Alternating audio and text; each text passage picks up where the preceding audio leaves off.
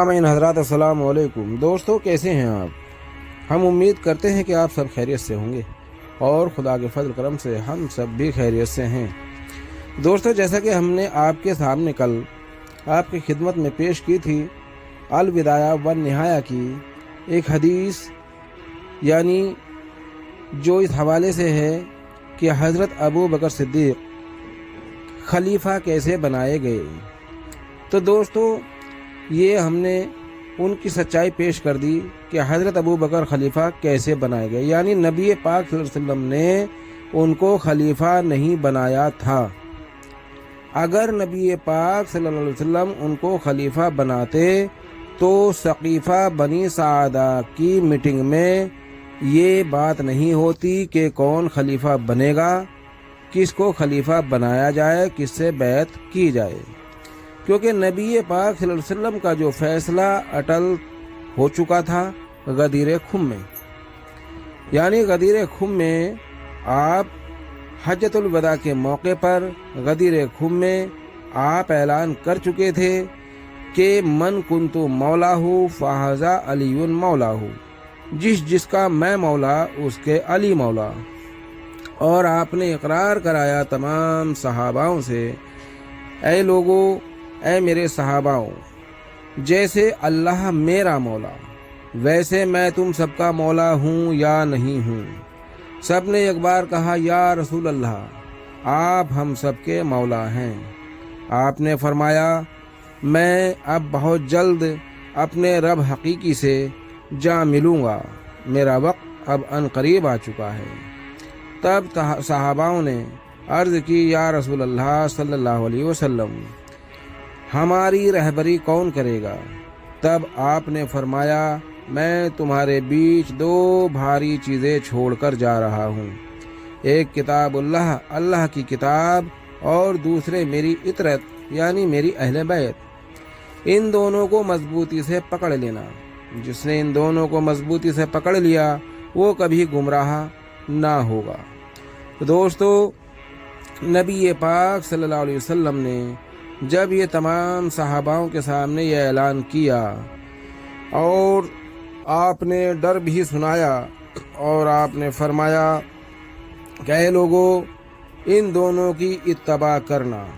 तो अब इत्तबा का क्या मायना निकलता है, इत्तबा किसको कहते हैं, ये तमाम हजरात जो पढ़े लिखे लोग हैं वो बाखूबी समझते हैं इत्तबा करने का क्या मतलब, क्या मायना होता है।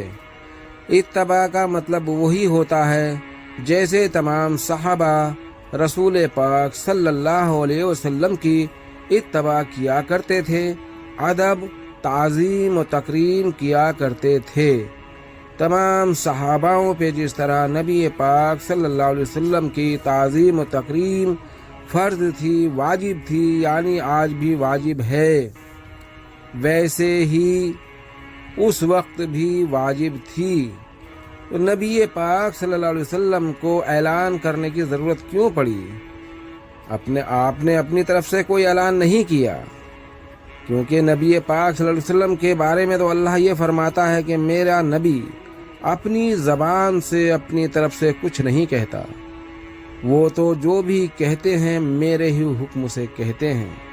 तो नबी पाक सल्लल्लाहु अलैहि वसल्लम ने अगर ये ऐलान किया तो उन्होंने अपनी तरफ से नहीं किया, बल्कि मर्ज़ी इलाही से ही किया। वही इलाही जब नाजिल हुई, ऐ मेरे महबूब, ऐ मेरे बल्लिग, यानी जो मैंने तुम तक पहुँचाया वो तमाम अवाम तक पहुँचा दो, वरना अगर ये तुमने मेरा पैगाम अवाम तक ना पहुँचाया तो समझो आपने रिसालत का कोई काम ही नहीं किया।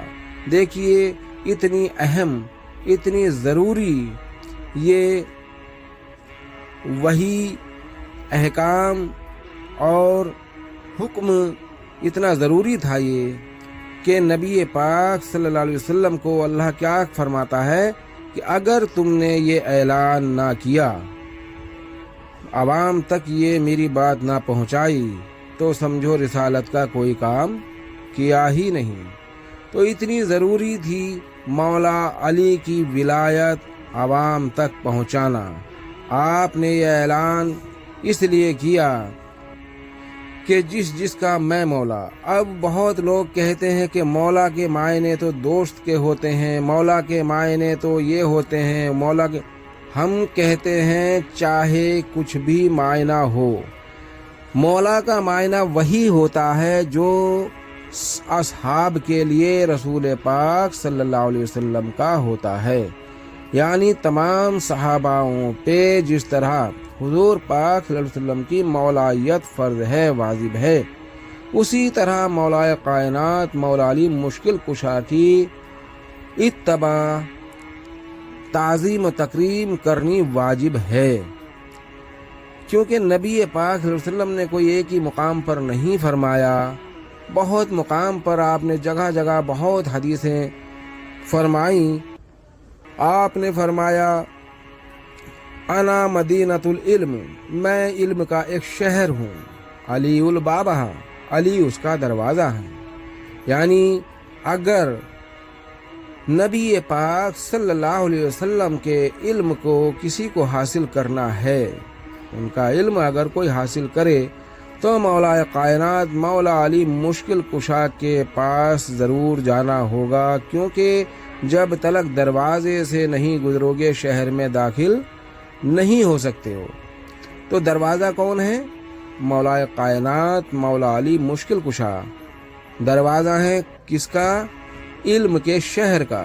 اور علم کا شہر کیا ہے؟ علم کا شہر ہے نبی پاک صلی اللہ علیہ وآلہ وسلم۔ تو دوستو، اگر یہ اتنا ضروری اعلان نہ ہوتا، اتنی ضروری بات نہ ہوتی، تو اللہ کیوں کہتا کہ اگر تم نے یہ میری بات عوام تک نہ پہنچائی تو سمجھو رسالت کا کوئی کام کیا ہی نہیں۔ اور جب آپ نے یہ اعلان فرما دیا، سب سے پہلے مبارکباد حضرت عمر فاروق رضی اللہ عنہ نے دی تھی، اور حضرت ابو بکر صدیق رضی اللہ عنہ نے مبارکباد دی تھی، اور کہا تھا یا علی مبارک ہو، آپ ہم سب کے ہمارے بھی مولا ہیں۔ دوستو، نبی پاک صلی اللہ علیہ وسلم کے سامنے جس نے مبارکباد دی اور اپنا مولا مولا علی کو بنایا، یعنی جیسے نبی پاک صلی اللہ علیہ وسلم ان کے مولا ہیں، ویسے ہی مولا کائنات مولا علی مشکل کشا کو اپنا مولا بنایا، تو نبی پاک صلی اللہ علیہ وسلم کے وصال کے وقت یا ان کے بعد ہی کیا ایسا کچھ ہو گیا جو سقیفہ بنی سعدہ کی میٹنگ کرنی پڑی، اور مولا کائنات مولا علی مشکل کشا کی رائے مشورہ لیے بغیر ہی حضرت ابو بکر صدیق رضی اللہ عنہ کو خلیفہ بنا دیا گیا۔ اب یہ غور کرنے کی بات ہے، یہ اس میں کیا حقیقت ہے اور کیا فسانہ ہے۔ السلام علیکم۔